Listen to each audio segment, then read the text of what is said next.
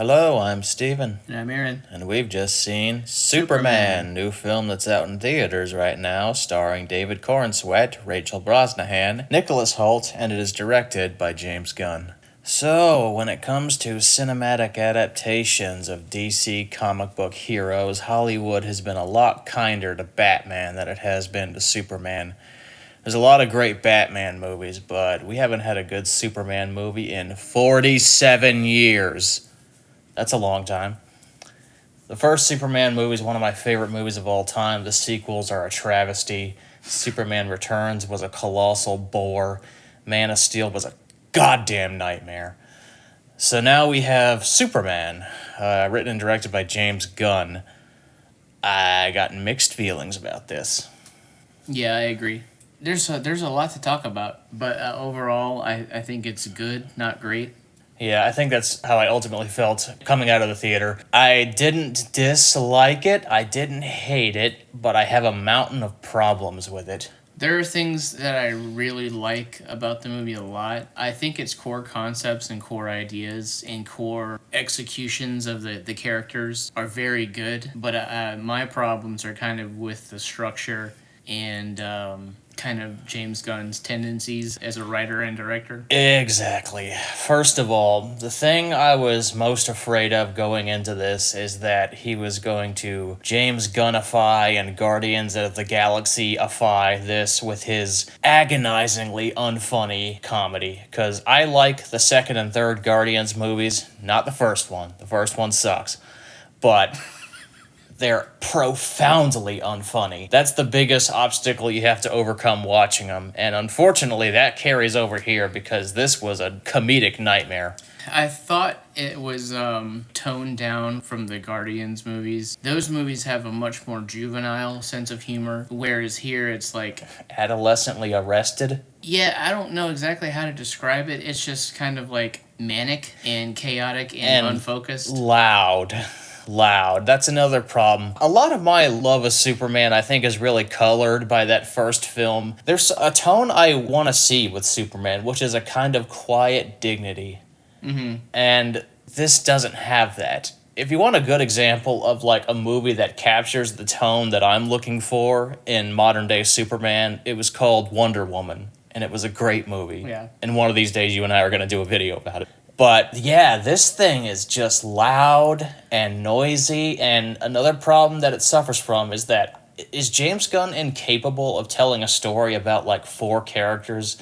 His movies are always these giant ensembles that are bloated, and sometimes that works. Sometimes he finds a good balance, like in Guardians 2 and 3, but here I felt like it's a little off. There's too many characters when we should have been focusing most of our time on Superman and Lois. Yeah, I mostly agree about like kind of that tone of the original. Like the reason for that being the way it is, and I think the reason why this movie is the way it is, and one of the things I actually do kind of like about it is that it is a very modern Superman, and it reflects a lot of like modern things that are going on with the way it characterizes these classic characters that we've known for a long time, and the way it kind of presents its story and some of the conflict that's going on. It's very much rooted in kind of like things that we have going on politically and like when it comes to tech bros and billionaires and people with too much power. But I do agree that the comedy kind of goes too far, and it's definitely got a few too many characters for its own good. Mm-hmm. So the movie opens with an already established Superman in a world full of heroes, with relationships already established with other characters and rapports with other superheroes. And after he stops a conflict in a Middle Eastern country between two warring countries, his actions are called into question by the governments of the world. Is he overstepping his bounds? And Lex Luthor kind of uses this and some other things that we won't really talk about too much because it's pretty spoiler, but he uses this to kind of turn the public against Superman. Yeah, and it's kind of about Superman trying to reclaim his name and figure out who he is and why he's actually here. He cares about the people and he wants to do good, but they're not really giving it back to him at this point. The movie is like, it's got a lot going on, and that's kind of another one of, I think, the big problems with it. is that it feels very episodic. It's like the first third is about this thing, and then the middle of the movie is about this thing, And then the third movie is kind of about something totally different. Yeah, I feel like there could have been a more unified idea pushing the plot forward. Yeah, I mean, it has like an overarching story, but it has like mini episodes within it. Like it really does feel like watching Superman the animated series for better or worse. Yeah, I did think about that several times. I was reminded of that show, which I really like. Sometimes I was reminded of it because of the oftentimes absurd imagery. But there's another problem I have with James Gunn is that he inundates his movies with just stupid. There's so much ridiculous imagery in this movie that just sucks me out of it. And that was a problem with Man of Steel, too. But it's, like, even crazier here. Like, the Elemental Man at one point turns his body into acid and shoots it at his enemies. And then he's just a disembodied head. And it looks stupid. That's kind of one of the things I actually like and respect about this movie is that he really goes like full comic book, like insane, crazy, colorful, wild imagery. And sometimes it does get a little bit too bizarre, but I do appreciate that he goes full comic book. It's very clear that he is a fan of the source material, and he's just a fan of comic books in general, and he likes to create things. Yeah, I think that man has a comedic fascination with disembodied limbs because in his Suicide Squad movie, he had Nathan Fillion basically play an arm fall off boy. Yes. And he had detachable limbs, and that looked stupid too, and I didn't like that movie either. But there's so much stupid in this movie that bothers me. Like, Lex Luthor literally has a army of, I'm not kidding about this, robot monkeys whose job is to besmirch Superman's name on Twitter. Yeah. It's an insane idea, and I'm not sure if it works or not, but it's so wild that I'm kind of glad it's there. Anyway, so what'd you think of Superman himself in this movie? David Cornsweet, I really like him in the role. I think that he has a lot of potential going forward as the character. I like how dorky he is and how much of a Boy Scout he is. The writing of the character is sometimes hit or miss, but I do like that he puts a strong focus on people and, saving people and critters and creatures, whatever, however big or however small. And I think he does a good job with that. I wish he was the sole focus. Like we said, it jumps from character to character far too often. But when he is there, I do like him quite a bit. Yeah, he has all the elements that I like in Superman. He's got the Boy Scoutness, he's got the goody two-shoesness, he's got the emphasis on kindness and decency. That's what I want out of my Superman. But too often I think exploration of him as a character is digressed by the plot, because it keeps on going in these ridiculous, absurd places when I feel like I would just like a character-focused story on Superman where he's the main focus and it's not so driven by plot. It's all story.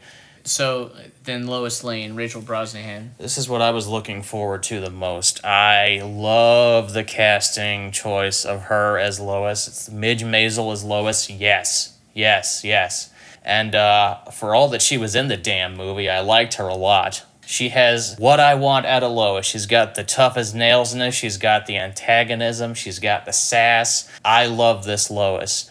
But for Christ's sake, again, her appearances are sporadic. She has a really good scene at the beginning of the movie where her relationship with Clark is established and she does this little interview with him, and it gets heated. That's kind of the best scene in the whole movie, I think. Yeah.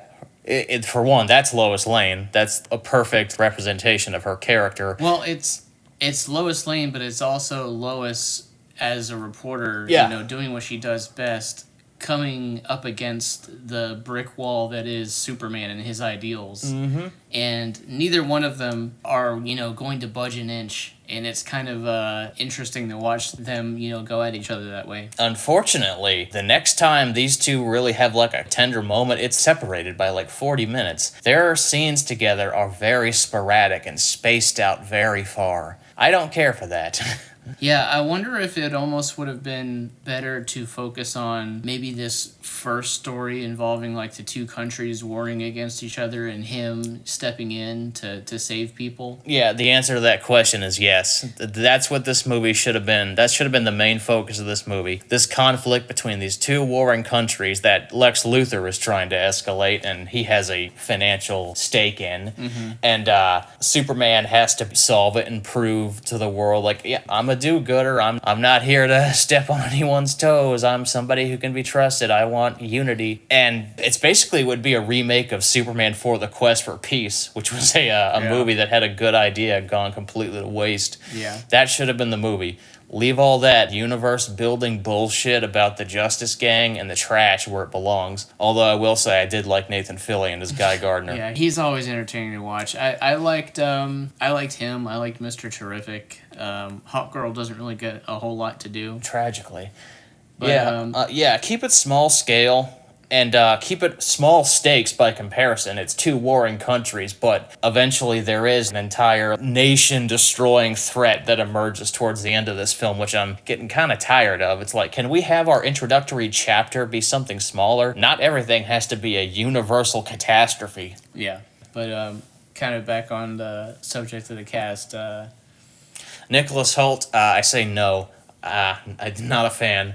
For one, he's too young. Can we get back to Lex Luthor being a 40-year-old man? At least. Number two, I don't like that he's constantly always on the verge of mental breakdown, like always pissed off. He kind of reminds me a little bit of Eisenberg Lex. He's got a similar mental deficiency about him. They make a big point about the driving force of his character being envy, which is absolutely correct and true to the character, but I would like it if he didn't wear it on his sleeve. If Lex was like always putting up this veneer of, I'm the real savior here, I'm the guy you can trust, not this blue Boy Scout in tights. Yeah. But no, he's overtly evil in this. He just comes off as like, nobody's gonna trust that son of a bitch. I think this is where you and me are going to disagree, because I actually really like him in this, and I really like the portrayal. And this is another one of those modern touches that I was talking about. Like, he's basically Elon Musk in a more presentable package, like just a whiny piss baby with a whole bunch of money and technology at his disposal, and he uses it to cover up the fact that he's a deeply, deeply insecure man. Yeah. He's always throwing tantrums and causing problems for his minions and imprisoning people that talk trash about him on the internet, ex-girlfriends that do him wrong. It's true, yeah. I got no problem with taking the piss out of a son of a bitch like Elon Musk, but yeah, I just wish, again, there was more of a dignity to his character like there is in the Lex that I think of when I think of him, and I think maybe that's, because obviously this is a character they want to keep around for a while. I think that's possibly somewhere we're going to be going in the future, but I liked how kind of psychotically evil and unhinged he was in this. Something you and I have talked about before is, what kind of Lex are we going to get in the future? We've gotten the real estate Lex, the businessman, and that's kind of the only one we've seen on the big screen. We've never seen, like, crazy mad scientist Lex. yeah. And they basically do that here with him. He's got, like, the business veneer, but inside he's a unhinged mad scientist who is willing to do anything, no matter the cost. And I really enjoyed that, and I liked how Holt played it. Something that's kind of sad about this movie being such a reflection of modern times is that the world we live in now is a cartoon. Yes. And I guess I kind of do want the escapism of going into a world that's more dignified than the shitty one we live in. And I think that's kind of the reason James Gunn wanted to do Superman in the first place, is he wanted to show us the cartoon world that we live in, and he wanted to give us somebody who could be better than that. yeah, I guess that's fair. I just wish it wasn't so hokey. That's kind of the other thing, is I think James Gunn is like very sincere and clearly cares about the material, and he's trying to be as genuine as possible, but there's also kind of a degree of corniness and kind of silliness that kind of permeates this, even if it is like very earnest as well. Yeah, that's present in all his movies, even Guardians of the Galaxy, that trilogy. It has a lot of like very on the nose moments, but there is a sincerity to it. The man's heart is in the right place, which is more than I can say for Zack Snyder, who's like a teenager who read Ayn Rand for the first time and thinks he's unlocked the secrets of the universe. Yeah, this isn't the kind of cinematic hellscape that movie was. It's just a very messy, overstuffed, kind of misguided tonally in a lot of ways. But yeah, like you said, his heart is definitely in the right place. The supporting cast is good for what they do. I feel like there's a weird focus on Jimmy Olsen. Yeah, he's got way too big a role in this. Yeah, it felt like some of his stuff should have been more to support Lois while she does the investigating and puts the pieces together. But he's like very crucial to the plot in a very kind of weird way that I don't really think totally works. But they gave him something to do. Yeah. It's James Gunn wants everybody to have something to do. And he wants everybody to have their moment. And a lot of times that's to the detriment of his screenplays and his films.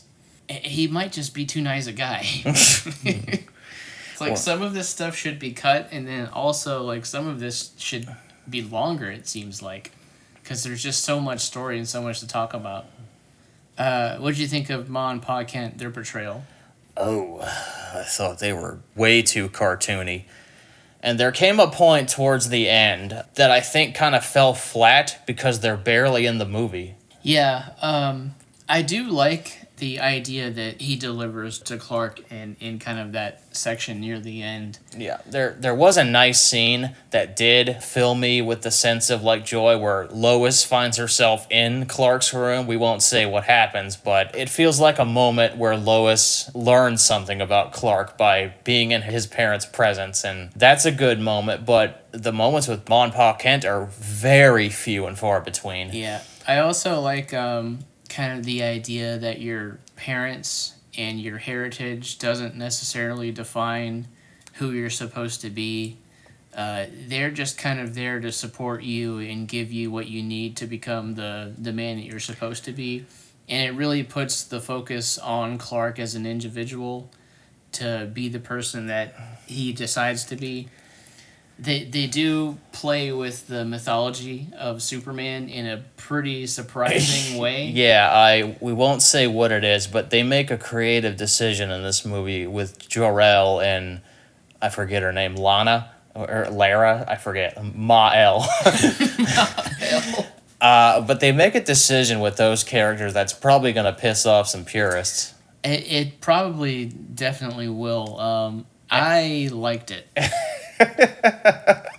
I'm not afraid of to see things change if I think it's for a good reason, and it also kind of plays on the audience knowing the history of Krypton as a society and its downfall. Mm-hmm. And I think what they do with that here makes sense, and also serves Clark as a character, and serves the themes of the movie.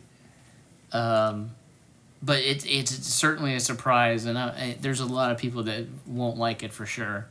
I kind of liked what they were going for, but I also thought it was like really on the nose, which again, James Gunn, he's a little too overt sometimes. Yeah, I felt like it could have been written a little better. More subtle. Yeah, it is very like direct about, what it is that they're doing and changing without letting you really think about it too much. Action. I know you're not a fan of Superman as Action Man. Yeah, but, that's another big thing in this movie. There's so many action sequences. I think, again, the focus of the movie should be on the character, but there's too many action digressions. I will say, for as much as there is, the thing that he does at least get right is emphasis on the people. The people! Yeah, the focus on the people and the focus on saving, humans, creatures, like, dogs and squirrels and whatnot. People may find that corny, but I kind of found myself, like, with Superman, because there's, like, a sequence where they're all fighting this kaiju. You've seen it in the trailers. Yeah. But like the Justice Gang shows up to help with the fight, and all they're doing is making it worse. Yeah. Superman's like, all right, let me strategize. Let me figure out how to get this thing away from the people. Let me figure out what's wrong with it. Like, how can I help it? Guy Gardner employs the most aggressive tactics possible. Like, let me use my Green Lantern powers to pry open this creature's eyes and then hit it in the eye with a pile driver. Yeah, it just That's not gonna piss it off or anything. no, not at all. And yeah, it's like I'm just thinking like, come on, guys! Like, there's a different way to do this, and literally Superman, like 2 seconds later, just says, "There's got to be a better way to deal with this." Yeah, all that's good. Like him saving the squirrels and stuff. We don't really see that with most superheroes. So I like having like the one guy who's like that, who's a little bit cheesy. That's fun. It makes him stand out. Yeah. Boy Scout. Yeah. There's just a lot of stuff that they do to preserve Superman's kind of sanctity of life. I really appreciated that for like how much they neglected it in Man of Steel.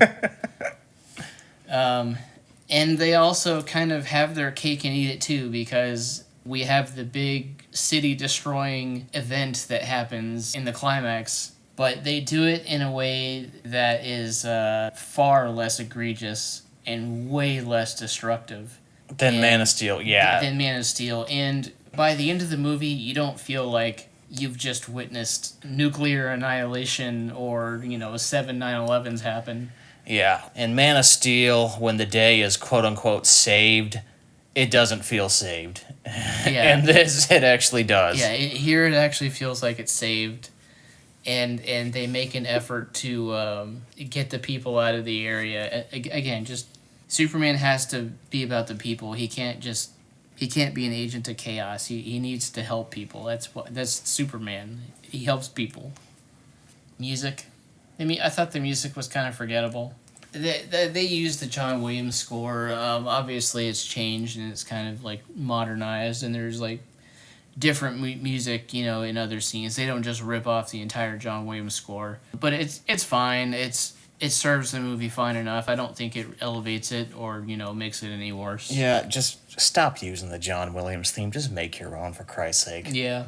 There is a couple of licensed tracks that they do. It's not like a Guardian-style mixtape. Yeah, it does go into Guardians territory a few times, I think. One more thing regarding the action that also ties into the music is there's a really stupid scene where Mr. Terrific basically does the Yondu mass genocide scene. Yeah, I've figured you were probably going to bring this up because I was starting to enjoy it until I realized pretty quickly that he was just doing the Yondu scene again. Like it's almost identical because he's got his T-spheres that he controls, and he can throw them at enemies with like just movements of his hands. They're. It's just like the arrow. I've watched Guardians 2 many times, and my mind immediately went to that. It was just refried scenes. Yeah.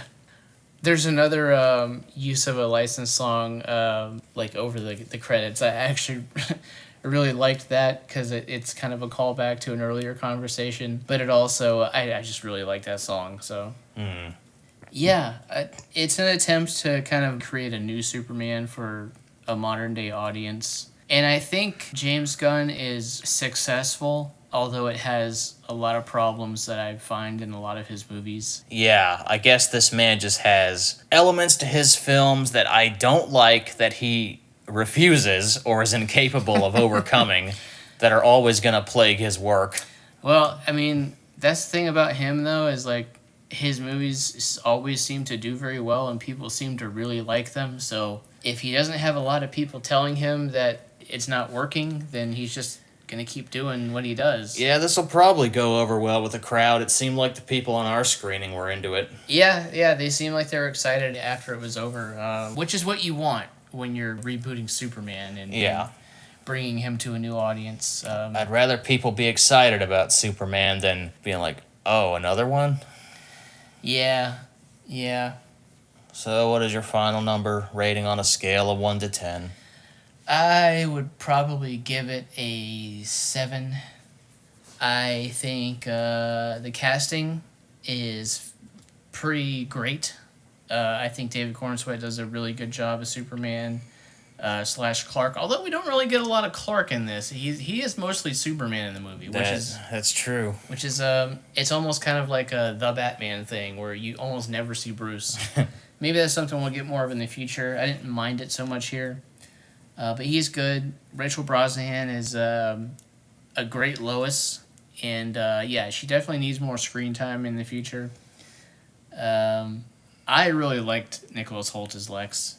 I like the portrayal. I like what they're going for. I like how modern and insane and evil and crazy he is. I enjoyed a good portion of the action. I liked the focus on Superman trying to minimize damage and casualties and injuries. Way too many jokes. Way too much not great humor. We didn't even talk about Crypto. Oh yeah, dog looks fake as hell, but is cute. I thought he looked pretty good. I think he looks better than some of the other effects in the movie. I mean, yeah. Crypto's fun. He's fun to watch. You see a scene of Superman waking up and the dog is just laying on his chest like a pooch does. Yeah. That's a cute image. Like, come on now. And they do use him in some interesting ways, especially near the end of the movie to kind of help with the problem. But yeah, its heart's in the right place. It's just got a lot of those James Gunn-isms that I don't really care for a lot of times. Solid foundation. Hopefully Superman Volume 2 is better. If there's anything to go by with his track record. So, yeah, a good 7 out of 10. I wish it was better, and I wish I liked it more. Yeah, if we're going by the Guardians pattern, 2 will be the great one. And then 3 will somehow find a way to top it. I also give it a 7. I like the cast for the most part. I despise the humor. I thought the character moments were solid, generally, but there was too many digressions. Be it plot digressions or action digressions. It should have been more character focused. 7 out of 10. It's decent. Yeah, it's much better than the Zack Snyder Superman film. But is it as good as Christopher Reeve? Hell no! Yeah, it hasn't reached those heights. Few superhero films have. Yeah, this is a very different Superman than we've ever gotten. And I am glad that we're not just doing the same thing we did 10 years ago or the same thing we did 40 years ago. I think he needs to be different. I think he needs to be updated. But I wish it was a little more focused. So that's Superman. See it, I guess.